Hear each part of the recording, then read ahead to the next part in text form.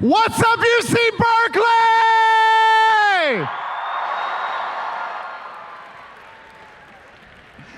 Good afternoon, and welcome to the incoming class of 2020, the transfer incoming class of 2018, to our family members, friends, faculty, staff, and students. Welcome to the 2016 Fall Convocation. Give yourselves a hand.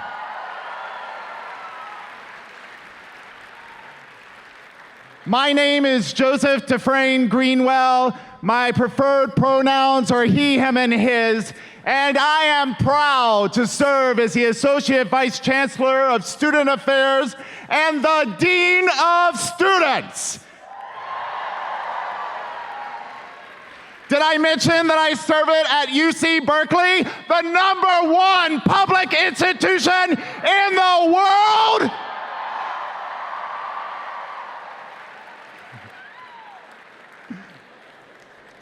I am so excited about the journey that you're about to take on here with us at this wonderful institution, and I congratulate each of you on your accomplishments thus far.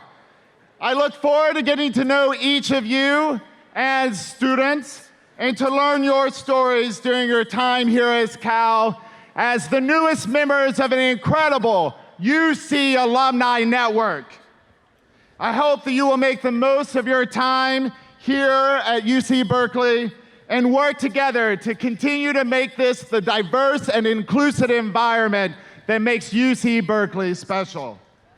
As the Dean of Students, I have the privilege to be the Dean for all Berkeley students. There are quite a few of you, about 37,000. However, I want to meet you and get to know you, and I want to learn your stories as best I can. When you see me on campus, please come up and say hello. If you're not sure it's me, then look for the bow tie. I wear one every day. If you're not comfortable doing that, then please connect with me on social media. I'm on Facebook, Instagram, Twitter, and yes, Snapchat, at Dean Greenwell. But really, I'm thrilled that you have selected us and that you are now part of our family, and that I have the honor to get to know you over your time here at Cal. And with that said, it is my pleasure to welcome the incoming students to the UC Berkeley family and the Fall 2016 new Student Convocation. I ask that you please stand to welcome the members of the official stage party.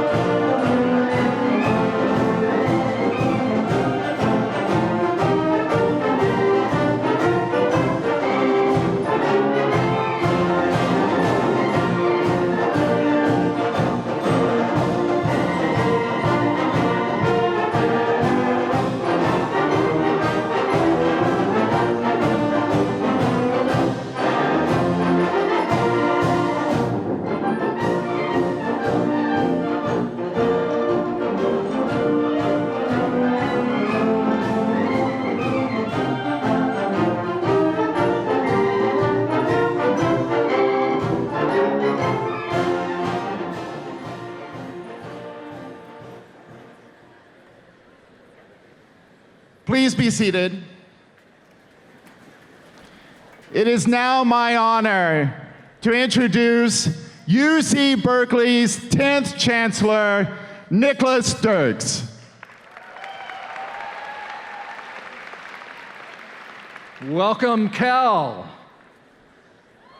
It is our great pleasure to welcome you to the University of California, Berkeley. You have made an exhilarating and an enlightened choice. And we are delighted you are joining our community of scholars in what Clark Kerr, the first chancellor of Berkeley, called this great city of intellect. Now, if the reality of being at Berkeley hasn't quite sunk in, just look around. You're sitting in the storied Hearst Greek Theatre, on the campus of the nation's #1 public university. And you are one of 9,400 new students representing some of the most capable, energetic, engaged, and brilliant people on the planet. Yo. You play the clarinet, you play the koto and the gamelan and the guitar. You've won poetry slams and math competitions and state soccer championships. You've built solar-powered cars and games with tens of thousands of downloads on the App Store, which I don't know how to use. You've organized protests in the name of social justice, and you've served in the armed forces. Now, the youngest member of your class is 15. The eldest is 74. Yo!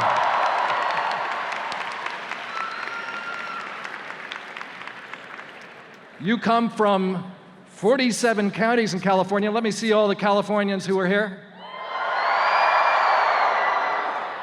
All right. But you also come from 44 other United States states. Can I see your hands? And you come from 60 different countries around the globe. Hello. Welcome.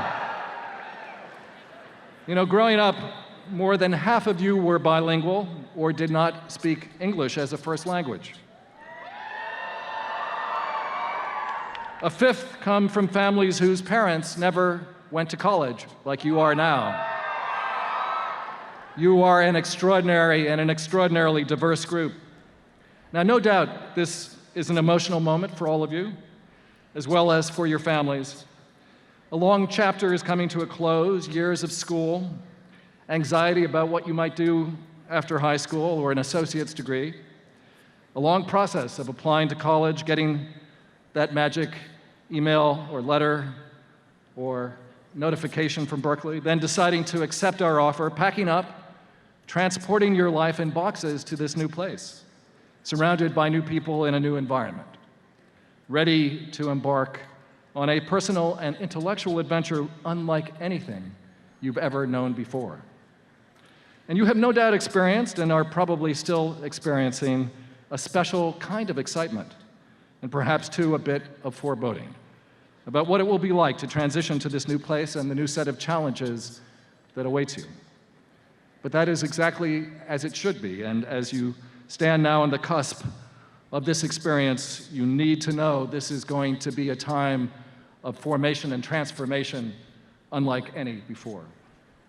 Now, even though I've been immersed in the rhythms of higher education for a long time, this is the time of year we all like the most. It's a time of excitement, of enthusiasm, of potential and promise that comes with you as you come to our campus. And it is my hope that our institution will help to focus and to guide all this energy, that it will give you experiences like generations before you who have read books, done experiments, had experiences that ignited you, that raised fundamental questions, that posed intractable issues, that advanced areas of human understanding that you will follow, you will wish to discover, to unpack, and of course, use to advance as well the greater good. Berkeley is as good a place as any in the world to ignite these passions. Our faculty, filled as it is with dedicated teachers, thinkers, innovators, and explorers, is simply second to none. An exemplary team of staff members is here committed to excellence in every facet of the university's operations and works incredibly hard to support our academic mission and indeed everything that is part of your new life. Our graduate students, with whom you will come into contact as mentors, fellow researchers, and teachers, are the very best in the world. And the air here is full of dreams and ambitions to confront some of the world's pressing dilemmas and challenges. We critique the status quo in order to reimagine the future, not just for ourselves, but for the world.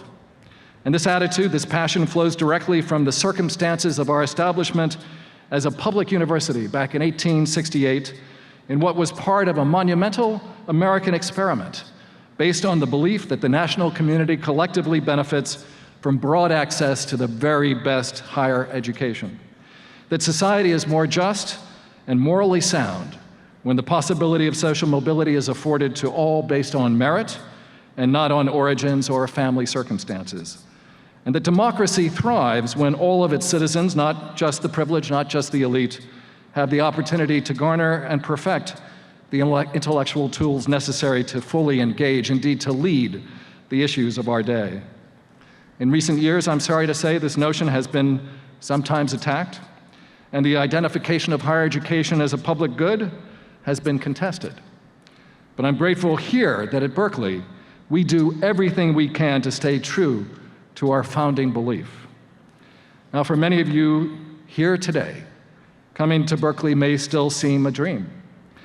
And if not to you, certainly to the families who have stood by you and helped you succeed and helped you come here. Let there be no mistake, this is a dream. It is a dream that led to the creation of this exceptional institution, a public institution second to none.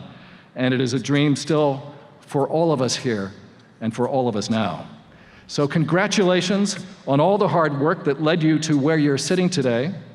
And I offer my hope that your time here is as important, as productive, and as transformational as it has been for many generations of Cal students who have come before you. Welcome to Berkeley, welcome to Cal, Fiat Lux, and go Bears!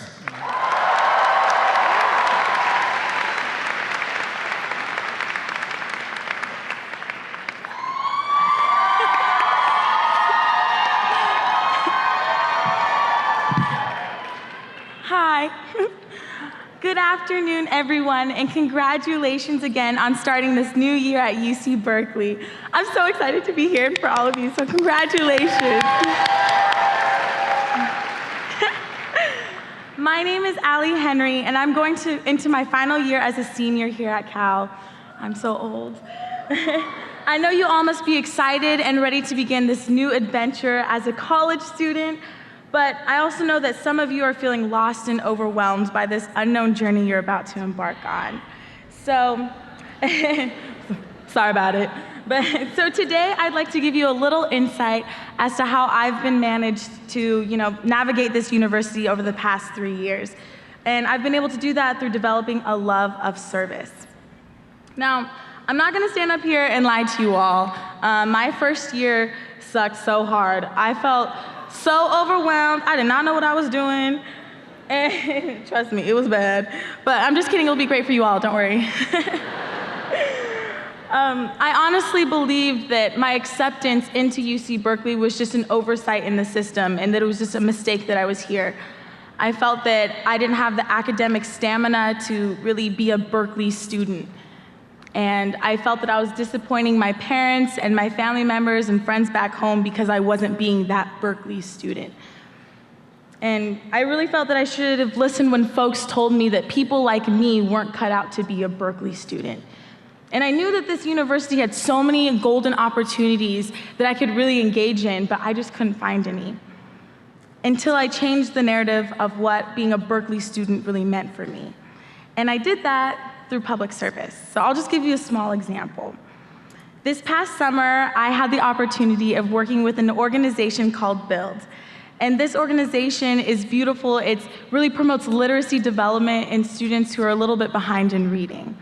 And so on my very first day, I was paired up with a beautiful little black girl named Amianata. And before meeting Amianata, I found out that she may be removed from the program because she just was not into reading. Like, this little girl hated it. You turn a book and she's like, whoop, like she was not feeling reading. And so when I first met her, I knew that she was gonna be two things. I knew she was gonna be a handful, but I also knew she was gonna be special. So while we were walking over to the classroom on our first day, I'm over here trying to get her pumped about reading, right? Like, I'm like, yeah, books, literacy, And she's like, girl, what's she doing? Like, sit down, like, she's not having it. So I said, well, I'll tell you what. We'll just sit down. We won't open up a single book today, okay? I just want to sit down and get to know you. She's like, why you want to get to know me? And I was like, well, just trust me. So we sat down, and the whole first day we just had a small conversation. And she opened up to me about how she's the youngest of 17 siblings in her Nigerian family. Yeah, 17, yeah. And how she loves to dance with her mom in the kitchen and eat some of her mom's African donuts. And she really felt safe in the space. So at the end of our day, she told me that she wanted to continue on with Build, and I told her we could only do that with one condition, that she has to read me just one chapter by the end of the summer, just one. And I said, we can work at your own pace. I'll read to you for a bit, you can read to me, but eventually I need that one chapter from you.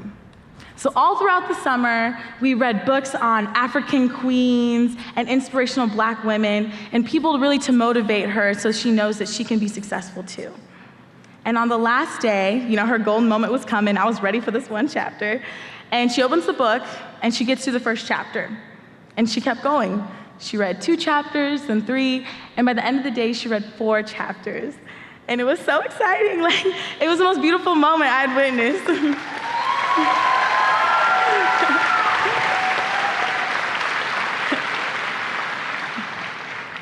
I'll tell her you clapped for her. So I share this story with you because my goal wasn't to get Aminata to love reading. I didn't even care if she liked it. And I'm sure if you asked her to this day, she probably still hates it. But Berkeley taught me that my goal was to empower Aminata. I was there to show her that she's capable of surprising herself and others by the talents and skills that she holds within herself. This past summer, not only did I have the privilege of serving Aminata, but I also had the honor of growing right alongside her in my own journey as a Berkeley student. Public service is an act that anyone can do. Anyone. All one of y'all can be engaging in public service. You all got accepted into this university because Berkeley saw the potential that you had to serve your community. I personally chose to engage in service through opening up the eyes of just one 3rd grader. Just one. But there are countless ways each and every one of you can change the life of someone else. You are all passionate and bright and have a unique ability to make a difference in society. So why not go out there and have your own Aminata moment? Go serve youth. Go speak to new communities. Go work with underrepresented communities whose voices aren't being heard. You can be that empowerment for other people. So I think you should go out and create a way to blend the talents that you carry and the skills that you hold with social justice and equity on this campus.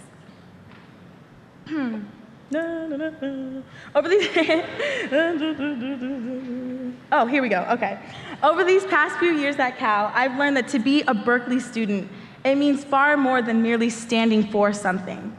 It means having the courage and the audacity to stand with someone like Aminata, who really isn't usually getting the benefit of the doubt and who needs that extra boost of confidence to make it through the day. And by utilizing the knowledge that you develop here at Cal, you have the opportunity to foster that love in your field of study towards a broader purpose. And I challenge you all today to create a Berkeley narrative that allows you to give back to the community through the act of public service. And now I can't say this enough, but congratulations again on getting in. You're so cute. And thank you so much, and go Bears.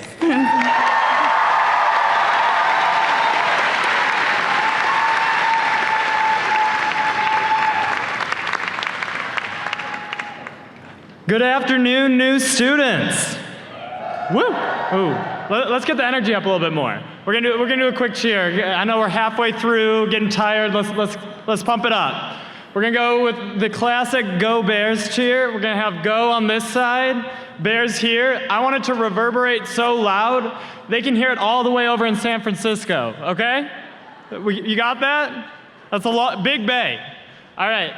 When I say Go, you respond Go. Okay? And when I say Bears, you also say it with me. All right? Ready? Go Bears! Louder! Woo! That was fun. That was fun. You all have enthusiasm and everything. Yeah, Clay, give yourself a round of a hand.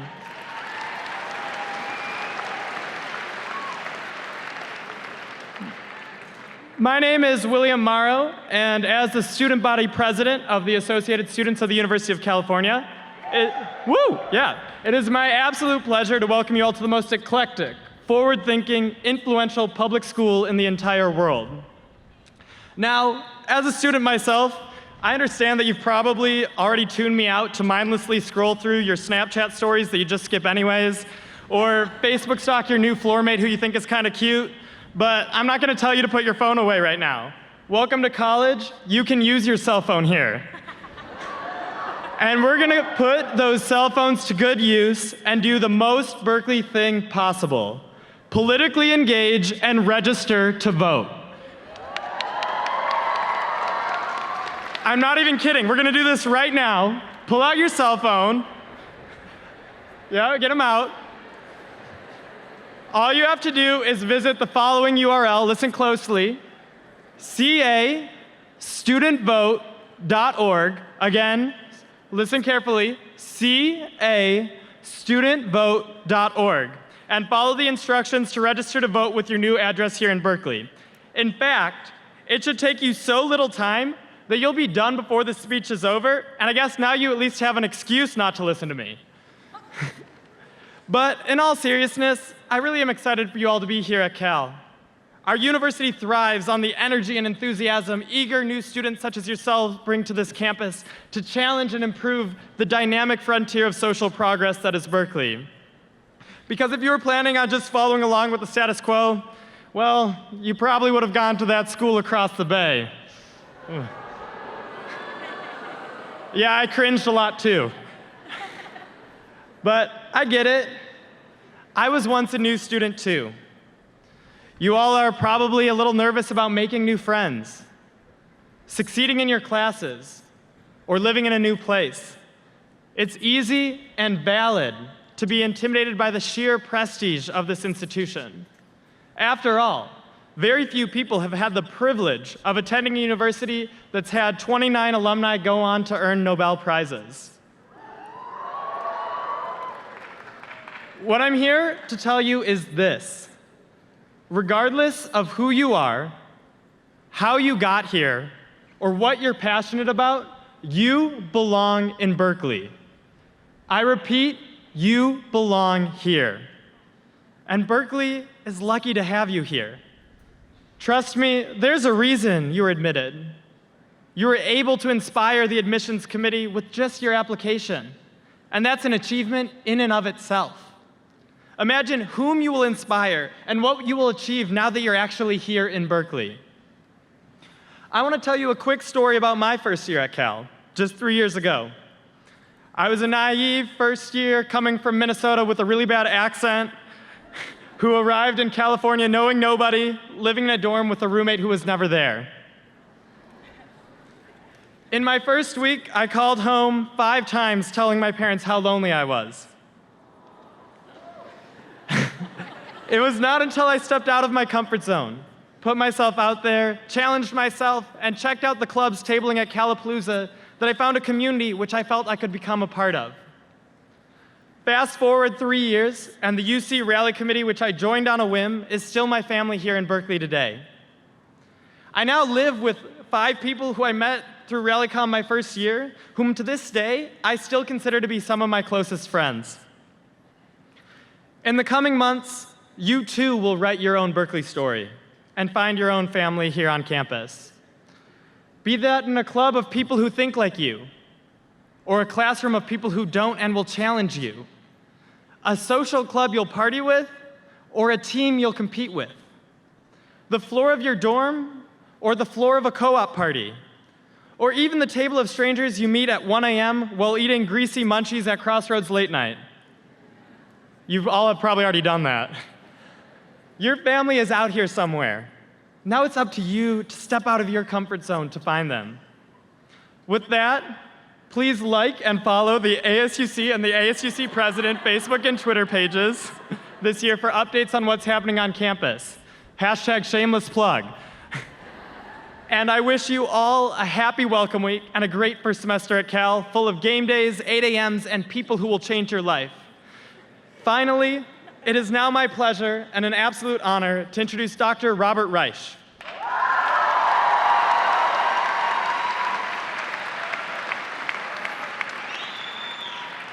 an esteemed Berkeley professor of public policy and the former Secretary of Labor under President Bill Clinton, please join me in giving Dr. Reich a warm Golden Bear welcome. Thank you, and go Bears!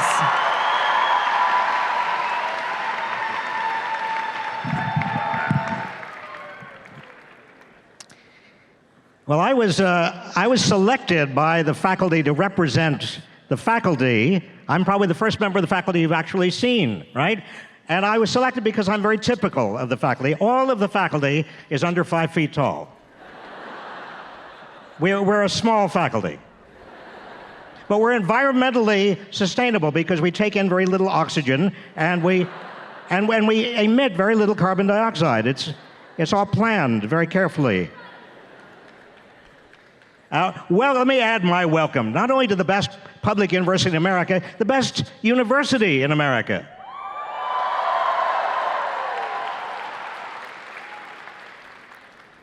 The best university in the world. Why stop there? The best university in the universe.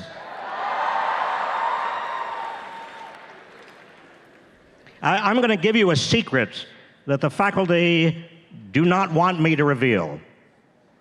And if you could keep it to yourself, I would appreciate it. Here's the secret. It's the secret to our success in terms of our alumni, in terms of what you are going to do with your Berkeley education. Now, we, members of the faculty, we like to tell ourselves that your extraordinary achievements, your future success, your ability to do whatever you want to do is really because of our brilliance and what we are going to dispense to you. You know that's not true. You know it. Here's the secret, the real secret to our success. The secret is that we are incredibly selective. We don't allow just anybody into the University of California, Berkeley. We allow you in. And you are going to learn more from each other because you are so extraordinary than you are going to learn from us. And that is embarrassing to admit, but it is true. And one way you're going to learn a lot from others who are here is by getting out of your comfort zone as soon as you can. Now, the natural impetus you're going to have, and it's completely natural, and it's inevitable, and it's perfectly fine. You are going to want to find a comfort zone. You're going to want to find people who make you feel comfortable, who are sort of like you and remind you of home or remind you of people that you are comfortable with, and you will do that. But as soon as you are able, hopefully quite soon, get out of your bubble and talk with people who not only are different, but people who disagree with you.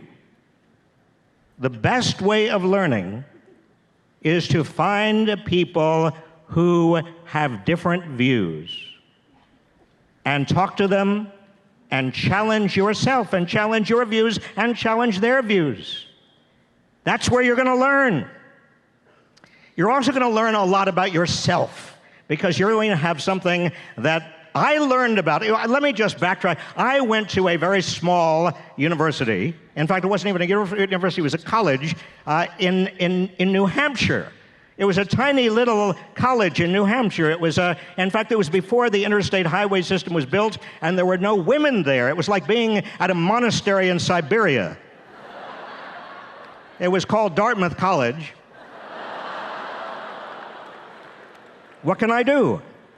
But I was hired as a research assistant after my senior year at Dartmouth. It was 1968, and I came out to Berkeley. I'd never been to Berkeley before, and I drove my little beat-up Volkswagen up University Avenue for the first time, and I got a whiff, a smell, an aroma. I took in eucalyptus and marijuana, and tear gas. It was the most intoxicating mixture I had ever had in my head, and I was intoxicated with the freedom. I mean, the freedom. It was like that moment in The Wizard of Oz, you know, when she opens the door and everything has been up to that point in black and white, and suddenly it's all Technicolor. Do you know that? You remember that moment. And that's what it was like coming to Berkeley for the first time, that sense of freedom. And I'm sure you already have that. You are free. You are freer than you have ever been in your lives. But with freedom also comes something else. You see, you have jumped through every hoop that has ever been put in front of you. That's why you're here. I mean, you would not have been selected if you were not really great at hoop jumping. Somebody puts a hoop in front of you, and you jump. And some of those hoops are examinations, but some of them are courses, and some of them are just standards, and whatever it is that has been put in front of you, you just jump. You're great at hoop jumping. But you know something? And here is the startling fact. There are going to be fewer and fewer hoops put in front of you. What you are going to discover over the years you are here, yes, there are going to be exams and there are going to be courses, but the real challenges for you are not going to be given to you by somebody else. They're going to be given to you by you. The most important hoops for you are going to be created by you.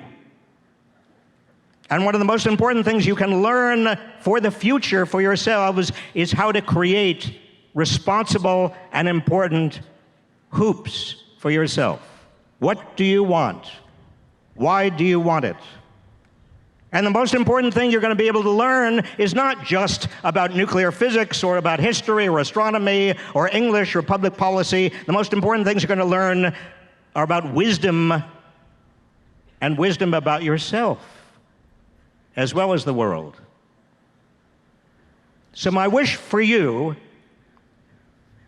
and I know that I speak for the entire faculty and administration and this wonderful university, is that you use your freedom to the fullest, to learn as much as you can, to become the best possible person you can, to take advantage of this wonderful place and all of the resources that it provides you, and even sometimes, to the extent that you can, take advantage of us, your faculty. Thank you. God bless you.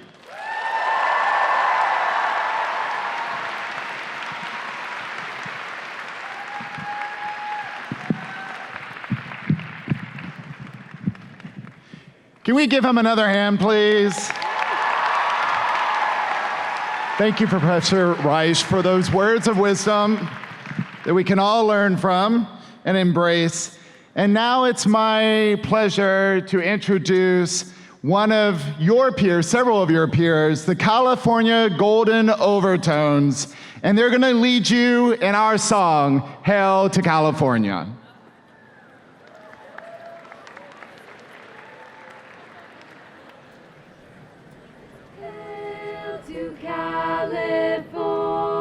California, alma mater dear, sing the joyful chorus, sounded far and near. Rally round her banner, we will never fail. California, alma mater, hail, hail, hail. Hail to California, Queen in whom we're blessed, spreading light and goodness over all the West. Fighting 'neath her standard, we shall sure prevail. California, alma mater, hail, hail, hail.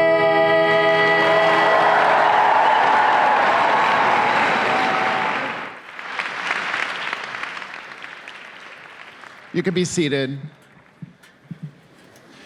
So as we come to a close of this convocation, I just want to remind you, you have seen incredible student talent, and you have heard from just a few of the amazing members that make up the UC Berkeley community. You are now a member of this family. Make the most of your time here at Cal. You heard that resonate with all of our speakers. And find your own community amongst the incredible research opportunities, over 1,000 student organizations, through service learning such as ALI or student government such as WIL. Those are just a few of the incredible opportunities that you're about to experience at Berkeley. I truly believe that there is something for everyone at Cal. However, sometimes you may need a little bit of help in finding it, in being able to meet your full Berkeley experience. Please make sure to reach out in those times and get the support that you need. We are so happy that you are here and now part of our incredible alumni network. We wish you the best and the most Cal-tastic day ever. And we hope that you enjoy your time in your years at Cal. And with that said, can I get a big go